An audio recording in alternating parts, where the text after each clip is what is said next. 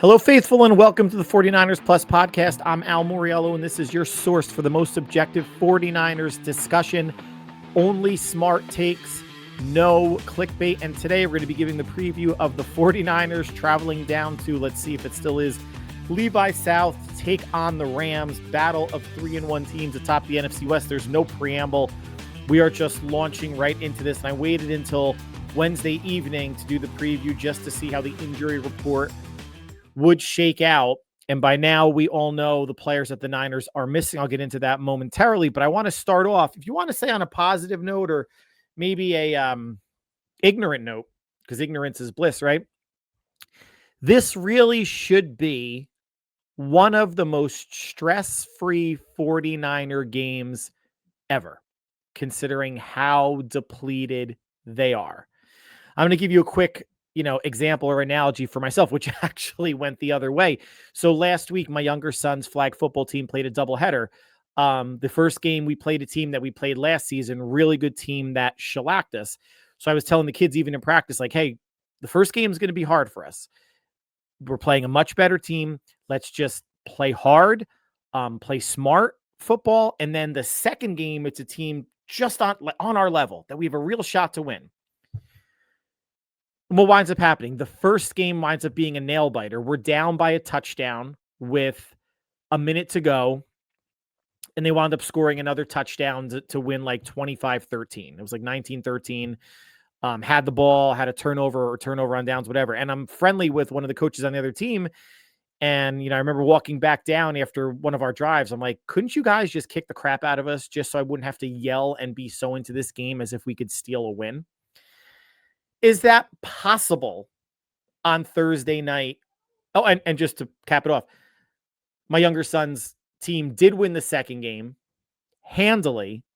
And ironically, they wound up beating the 49ers. And we were the Ravens. So it's not like we're the Rams or anything like that. Is it possible? Yeah, there's been upsets this year, right? Did anyone see this past week the Giants beating the Chargers with Jackson Dart starting and Malik Neighbors going out? I don't even know at what point during the game with the torn ACL, and it's a shame he's done for the year.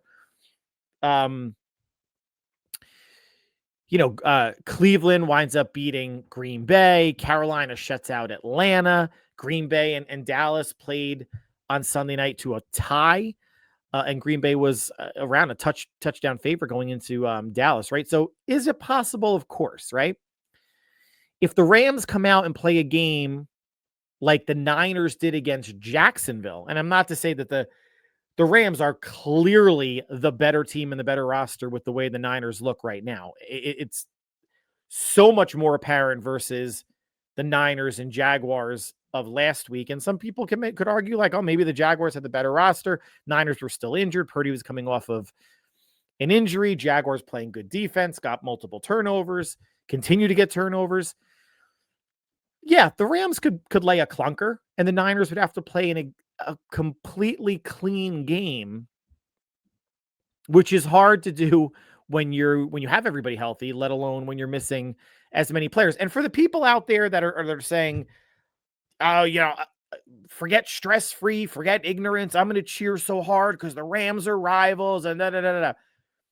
I don't know. I still don't see the Rams as a rival. And it's maybe because of, when I was growing up and getting into football and the 49ers, like the rivalry for them was with Dallas, with Green Bay, with the Giants to a lesser extent, with the Seahawks once you got into like, the 2010s.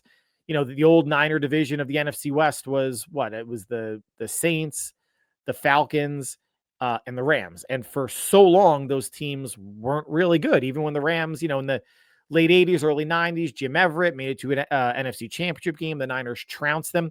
The only thing that the Rams prevented the Niners from doing is going to the Super Bowl after the 2021 season. And who knows if Jaquiski Tartt holds on to that pass from Matthew Stafford in the early fourth quarter if things change at all. But yes, they're in the NFC West. I just never see the Rams as a rival. They're a team, and it's not because Kyle had owned them up until last year. The Rams took both of them. I'm still of the Green Bay, Dallas, Seattle, Giants more of a mindset, even though only one of those teams is out of division. But you guys do you. It's totally fine. Let's talk injuries. We're 5 minutes in. You guys know already, not burying the lead, but what the hell? Me talking about it first, second, or last isn't going to change the fact that Brock Purdy, Ricky Pearsall, and Juwan Jennings have all been ruled out. That's on top of already not having George Kittle, Nick Bosa, Brandon Ayuk, and safety Malik Mustafa. Also ruled out defensive end Robert Beal and wide receiver Jordan Watkins, who was going to be out anyway for probably another couple of weeks. So yes, it makes the hill, the mountain, Everest, that much harder to climb when you're, again, quarterback 1, wide receivers 1, 2, and 3, tight end 1, defensive end 1, and these are all, and one of your safeties, an ascending player, Mustafa. These are all very good and important players to this team and this offense. Other injury news or lack thereof: cornerback Renardo Green, defensive end Yetur Gross-Matos, Mac Jones at quarterback into play, Colton McKivitz at tackle, Michael Williams good to go, and D. Winters at linebacker. That are all good to go. So at least one reinforcement from last week in Renardo Green. Darrell Luter wasn't terrible at the other corner, but he moves back to a backup role, and Eli Apple goes back to the practice squad. The Rams, the only 2 players doubtful, there's nobody out, but doubtful on their injury report was tackle Rob Havenstein and tight end Tyler Higbee. So the Rams are going to be down 2 starters. Good for them, whatever. It's still not obviously the mash unit that the Niners have going on. Now, how the Niners are going to manipulate the roster. So obviously, Adrian Martinez is going to be elevated. This is his 3rd elevation. So the next time they have to sign him to the active roster, I wonder if they release him from the practice squad and bring him back, if that resets anything. I don't know. I should know. I apologize. And the other one has to be Russell Gage. And we're going to talk about the receivers in a minute. Now, one of the things I thought about was with Robert Beal down, that leaves the Niners and CJ West at defensive tackle questionable, although I don't think he's going to play. I think they'll save him for the Tampa game, give him 10 more days for the thumb to heal. The Niners are going to have then 4 defensive ends and 4 defensive tackles active. Would they, since Robert Beal sprained his ankle, and I have no idea how the severity of the sprain, if he's an IR candidate or whatever, but do they use that as a reason to maybe release Robert Beal, elevate Trevis Gibson to the 53? And I've been on record the past couple of podcasts saying, like, Robert Beal is just a guy. I'm sure Trevis Gibson is that also, but I did like what I saw in preseason, for whatever that's worth, from Trevis Gibson, to give a different look on the line. And it's not just a 1-game sample from Robert Beal. It's not just the Jaguar game last week. He's in year 3 or 4. I think it's year 4. If it hasn't happened, he's a rotational defensive end, right? He's a backup. But even in a backup capacity, he's been inactive a bunch over the course of the past couple of years. I wouldn't mind seeing somebody else do. There's only 2 elevations from the practice squad. And again, it has to be a quarterback and it has to be a wide receiver, given the depletions that they have going on there. So if they want a 5th defensive end, and it may not matter, Trevis Gibson, Robert Beal, whoever, that they just may not get to Matt Stafford at all anyway, like they did not get to Trevor Lawrence.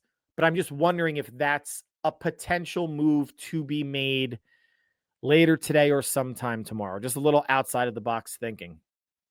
Otherwise, obviously, the DNs are Michael Williams, it's Yetur, it's Bryce Huff, and it's Sam O. You can get away with 4 DNs and 4 D tackles for a game. I'm not saying you can't. I'm just wondering, is this a game, since it's such an uphill battle, is this a game where you maybe experiment with another player like Gibson just to see what's going? You can always release him after the game. Doesn't matter. You're not beholden to anything. And you could swap him and Robert Beal out again next week, but you can't do that if Robert Beal, combining their names. If Robert Beal is still on the roster, because again, it's going to be Gage and it's going to be Martinez who get elevated. The wide receiver situation, let's touch upon that. Based on who they don't have, it's going to be Kendrick Bourne and Demarcus Robinson, I'm assuming, as your starters. Marquez Valdes-Scantling, who was inactive last week. Glad that Kyle got the memo that apparently I never sent, but at least got the memo on MVS. Russell Gage and Sky Moore will be your 5 actives. First 4, at least they are receivers with experience, right? Born, 6 or 7 years, Robinson in his 9th, Marquez Valdes-Scantling, I think, in his 5th, Gage in his 7th or 8th, and obviously Sky Moore is in his 4th. Better than lining up with the Malik Taylors of the world or Jordan Watkins or a whole bunch of young players that are probably going to have issues lining up, getting in and out of breaks, having any sort of timing or chemistry with Mac Jones. At least, this is not a silver lining. This is just saying, I'm glad the Niners have veteran receivers than young receivers. I'm glad Jordan Watkins isn't playing. I'm glad they're not elevating. They don't have Tariq Owens on the practice squad anymore. And Malik Turner's not going to be elevated, I don't think. Maybe he is instead of Russell Gage, but I hope not. That's your wide receiver situation. And of course, the tight ends are going to be Jake Tonjes, Luke Farrell, and Braden Willis. And McCaffrey's probably going to get 20 targets. Now, one thing I will guesstimate at, or I'll say hope, is that this game should not get out of hand the way the games last year went when Brock missed time. So it was at Green Bay when Brandon Allen quarterbacked, which was horrendous. It should have been Josh Dobbs. It still would have gotten out of hand, but it would have been more entertaining. And then week 18 at Arizona when Josh Dobbs started and the Cardinals won by 20 plus. And of course, in between there was the Bills game, which Purdy did play. Then McCaffrey got hurt in, and the Niners defense was a complete sieve. The reasons why these games should be closer are twofold. Mac Jones and Robert Saleh. In no particular order, let's just go offense to defense. Mac Jones is not Brandon Allen or Josh Dobbs. Mac Jones was a starting quarterback in this league for the Patriots, had some success, has started 51 games. This will be game 52. He can operate the ball efficiently, right? You saw what he did against the Saints, granted not a very good team. You saw the gutty win against the Cardinals.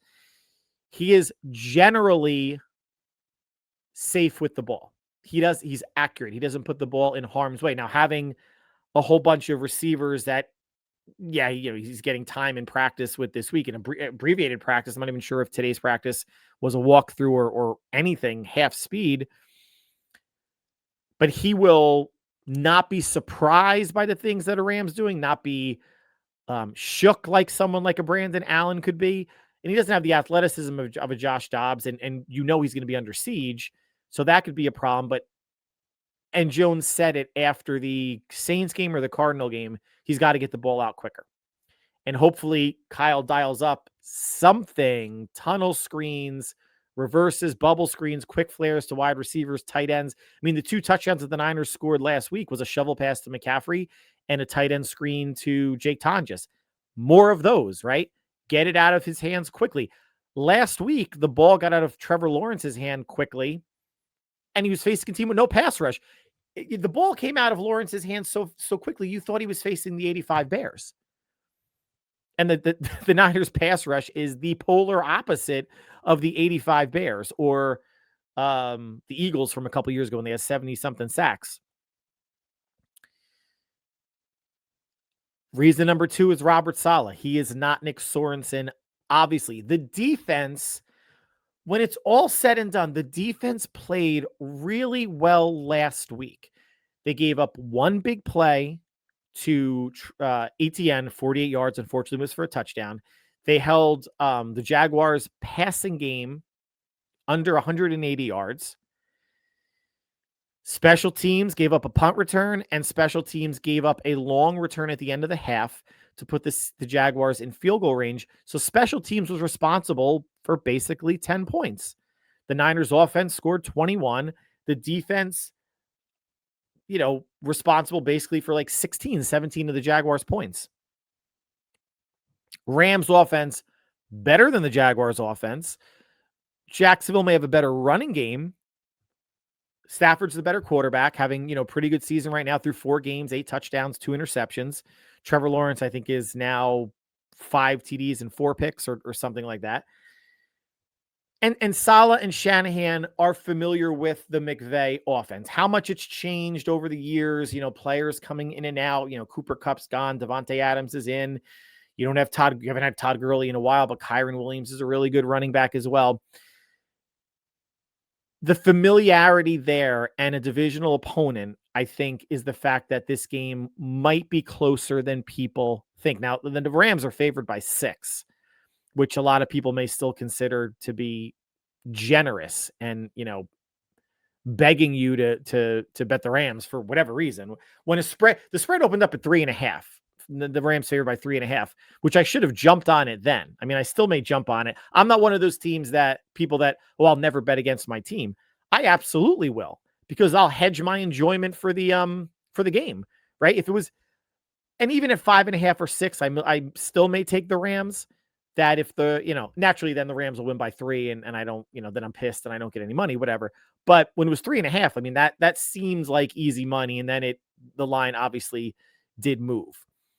Saleh will help keep this game competitive. I want to say throughout, but even if you want to say for 3.5 quarters. And listen, offensively, because now it's Mac Jones as the trigger man and not a lesser backup that the Niners have had, the Niners will move the ball. The Niners will gain yards. The Rams have a good defense, and they have a pretty good offense as well. But Kyle has proven over the years, especially last year, I mean, it was mainly Brock for, 14 games, 15 games? They can move the ball. They were a top 5 offense in terms of yardage. They could not convert. Red zone was an issue. Red zone's an issue again this year.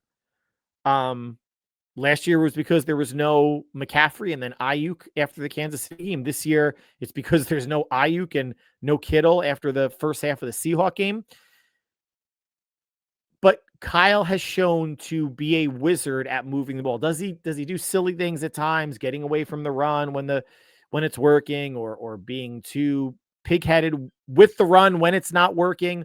He'll get into his ruts. And the Niners do have the habit of getting into like a 3 and out awfully quickly to start a game, to start the second half.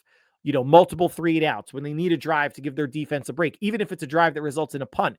Something. Saleh's defense and Kyle being able to move the ball, I think, will help the Niners, and the familiarity with each other will help the Niners stay in this game. And statistically, these teams are, again, and the Niners still have had a crap load of injuries. Statistically, these teams are pretty close when it comes to total yardage, passing total yardage. I think they're 4 and 5. Niners on top. Passing yardage, I think there's like they're 2 and 3 or 3 and 4. Niners and Rams. The Rams have the distinct advantage in run offense and run defense. Niners can't run the ball. They're averaging less than 90 yards a game. Rams are averaging about 120. And the Niners are giving up about 105 or 115, excuse me. The Rams are giving up a little under 100. I don't think the Niners are going to break the century mark. They're going to be keying in on McCaffrey like every team should until the Niners give them reasons not to. But it's not like the Niners are, the Niners are going into this game 1 and 3 as a bottom feeder, can't move the ball. Offense is struggling. Defense is young. They've fought for everything they've gotten so far this year. And with the 4 turnovers and how bad it looked and sloppy and disorganized last week, they still had a chance with the ball after that missed field goal to go down the field and take the lead and possibly get the win. And obviously it didn't work out that way. What I'd like to see a win, of course, but let's kind of skip over that and talk about things that might be a little bit more tangible, or at least game plan oriented. Saleh's motto is all gas, no brakes, right? He was saying that in his first stint here. He said it again. He said it with the Jets. It's his version of, Jim Harbaugh's who's got it better than us, nobody. But when you think about Robert Saleh's defenses, plural, historically, all gas, no brakes really means bend but don't break, right? Because he's not a heavy blitzer. He still wants to rush with 4, drop with 7, pick and choose your spots when you're going to send 5 or 6 at the quarterback and play coverage behind it. And to start the season, all of us, including the coaching staff, hoping that the rookies could come up to speed quickly.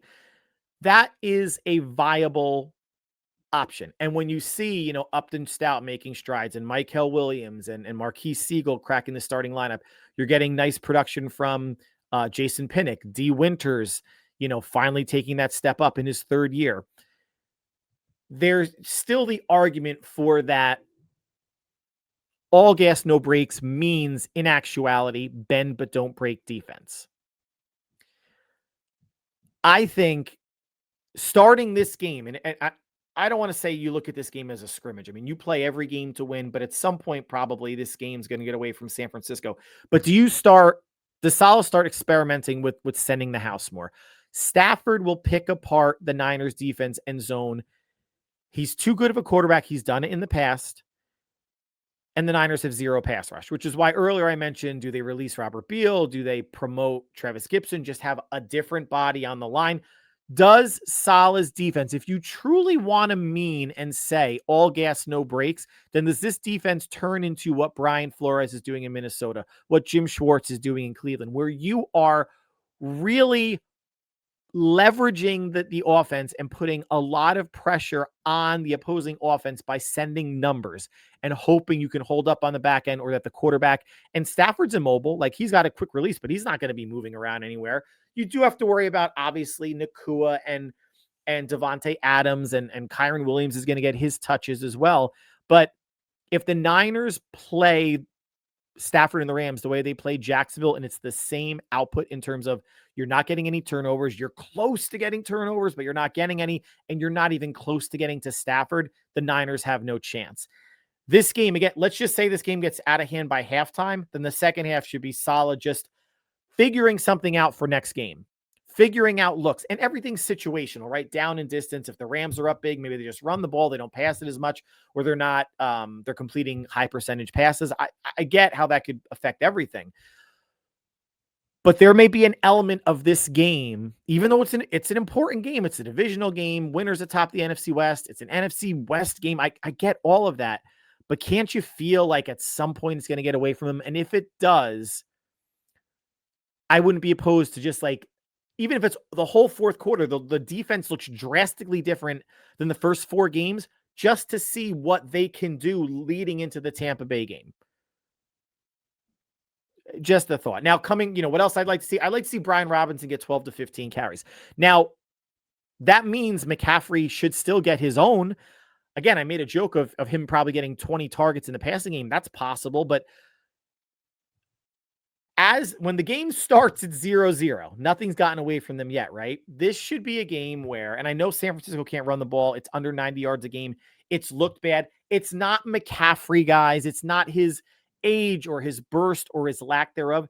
You put any running back behind the Niners line, and you've seen the game, Seattle blowing up the line, the Niners not getting a lot of room against the Saints, the Cardinals playing on the Niners side of the line of scrimmage a lot, and the Jaguars swarming against the run.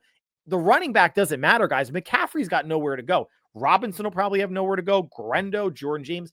There's not, as it stands now, and I don't want, you don't want to say Kyle's got to get more creative. He's got to figure the running game out. I mean, the Shanahans of anybody in pro football have the running game figured out, right? For whatever reason, the first month of the season, it's not working. But if that's the case, you could still go for your 30, 35 carries. Even if you're running into a wall, slow the game down. Make it an ugly ass game. You always go back to Super Bowl 25, the Giants and the Bills, right? It was a slugfest. The Giants were able to sustain drives with their running game. And obviously they got something in the passing game from Jeff Hostetler, Bavaro, Stephen Baker, etc.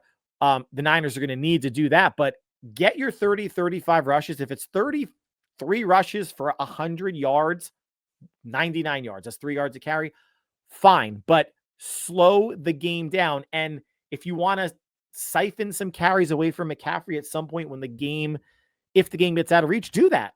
There's no need to run McCaffrey into the ground or pass him into the ground on a game where it's an uphill battle from the get-go.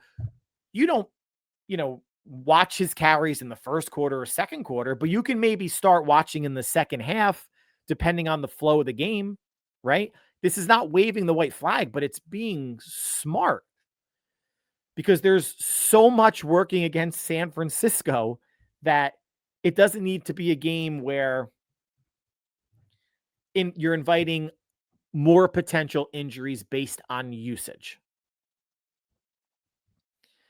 I'd like to see the O-line give Max some time. I mean, I like to see the O-line play better. I saw something on social media where Pro Football Focus had the Niners O-line run game and O-line pass protection both in the top 10. Guys, I don't know how Pro Football Focus calculates anything. I never looked into it. I don't have a subscription. Does it seem like it's a top 10 O-line for pass protection and run offense? Certainly does not. But man, Mac is immobile. Mac's coming off of, the PCL sprain. He's probably just as healthy this week as Brock was last week, which means not 100%. And the Rams as a team have 14 sacks through 4 games. That's 3.5 a game. And linebacker Byron Young has 5. Chris Shula runs an aggressive defense, more so, than Mr. All Gas, No Breaks, Robert Saleh. So they're going to be coming after Mac, and they're probably going to be playing more man on the outside than you would see all year against San Francisco, because look who's on the outside, right? When you're missing your top 4 offensive pass catching weapons. I mean, you could ease McCaffrey into that, right? But when it's Ayuk, Pearsall, Jennings, and Kittle all gone, who do you? No one. You don't fear anyone beating you one-on-one. I don't even know if they fear Kendrick Bourne catching the ball. They might just not cover him all game. But at least give an immobile quarterback who's coming off of or still dealing with a PCL strain in his knee some time, because the Niners are probably not going to win this game on the ground unless somehow the running game does a complete 180. If they have any chance of winning this game, it's going to be through the air. And if they're going to do that, then Mac's got to be smart with the ball, but he needs time to be smart with the ball. It's difficult to be smart with the ball when you're under siege and either deciding, do I take a sack? Do I throw it away? Do I try to force it to somebody? Take your checkdowns when you're there, all that good stuff. But let's see if the O-line play, rises to the challenge of everything that's missing on offense. Now, my prediction, the Rams, I mentioned earlier, a 6-point favorite. For San Francisco to win this game, Robert Saleh really needs to put on a defensive masterclass, right? I mean, for the Niners to win, he would probably need to hold the Rams to 16 or fewer points. And the defense is averaging about 18 a game, so it's possible. Granted, the offenses that they've faced aren't, the Seahawks offense has gotten better since week 1, but the Saints, the Cardinals, and the Jaguars are not what, McVay, Stafford, and the Rams are going to present. Saleh needs a defensive masterclass, and Kyle needs to do his thing, because again, they can move the ball, but you got to do your thing plus. Are you going to go for it maybe on some 4th downs in the Rams end to not settle for a field goal and try to get 7? Maybe. Because you can see, the Niners, I don't think are going to hit anything deep, right? I mean, who's going to, unless McCaffrey takes a screen pass to the house, nobody else really scares you, right? The Niners have had trouble with sustained drives because the running game isn't there. And if you have a sustained drive, that means you're getting to the red zone, and the Niners have an issue with getting in the red zone. So they're going to have to pop off like something from like 25, 30 yards away, like a big play, independent of them finding their running game, finding the red zone offense, finding, offensive pass protection, finding a pass rush. There's a lot that they need to find. And a lot of it right now feels like multiple needles in an awfully big haystack. Can San Francisco, Saleh, can he limit, 1 or 2 of Nacua, Adams, and Kyren Williams? I think Nacua so far this year has close to 40 receptions, and Adams has maybe like 17. And Adams was dealing with like a hamstring issue. I don't know if he hurt it more significantly last week against the Colts, but he's not on the injury report. And Kyren Williams is a tough runner against the 49ers, right? He might be good for at least 1 touchdown. But if you're not going to get to Stafford, and if you're going to play all gas, no brakes, which means bend but don't break, are you able to control the pass catching weapons on the back end? Because the Niners' run defense is a work in progress. The Rams are going to go over 100 yards. They're averaging $120 on the year. That's probably what they're going to get, I would imagine.